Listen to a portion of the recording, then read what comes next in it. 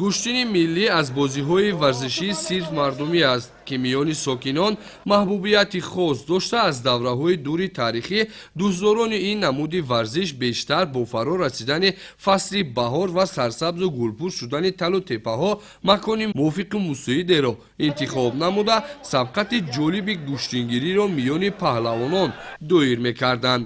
Дар ҷамоати деҳоти Пахтаободи ноҳияи шаҳри Туз низ бо дастгирии мақомоти маҳал ва ташаббуси соҳибкорони боҳимату ватандӯст намудҳои гуногуни варзиш бахусус гӯштини миллӣ миёни наврасону ҷавонон тарғиб карда мешавад. Бо дастгирии мақомоти иҷроияи ҳокимияти давлатии ноҳияи шаҳри Туз ва иқдоми сокинону ҷавонмардони ин деҳа ҷиҳати ташкил ва гузарондани мусобиқаи гӯштин миёни паҳлавонон таъмин намудани ҳавасмандии онҳо бо тӯҳфаҳои арзишманд аз қабили автомашинаи сабукрав, асп ва даҳо тӯҳфаҳои дигар пешкаш карда шуд.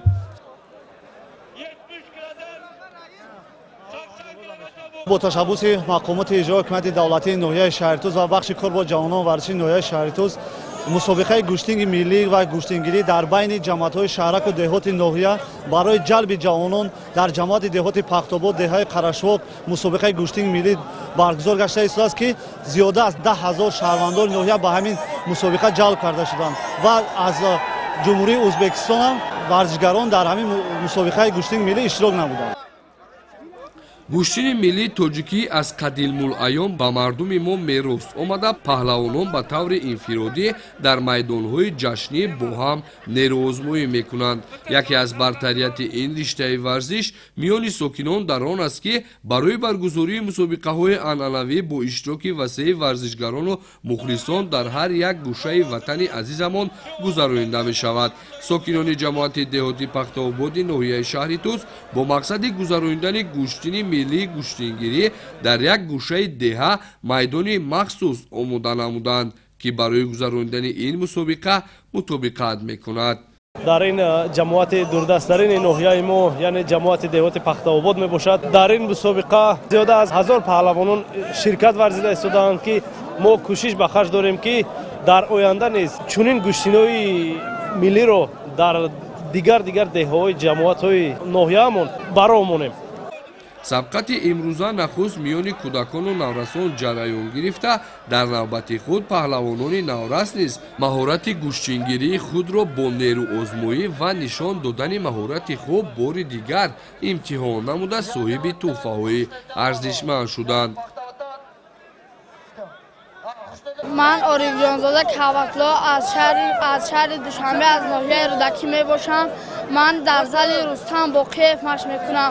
мо имрӯз ба гӯштинги наврӯзӣ омадем. ман имрӯз ба 2 нафар гирифтам, 2 нафарро ғолиб шудам. ман мехоҳам дар оянда мисли Темур Раҳимов парчамбардори давлат бошам.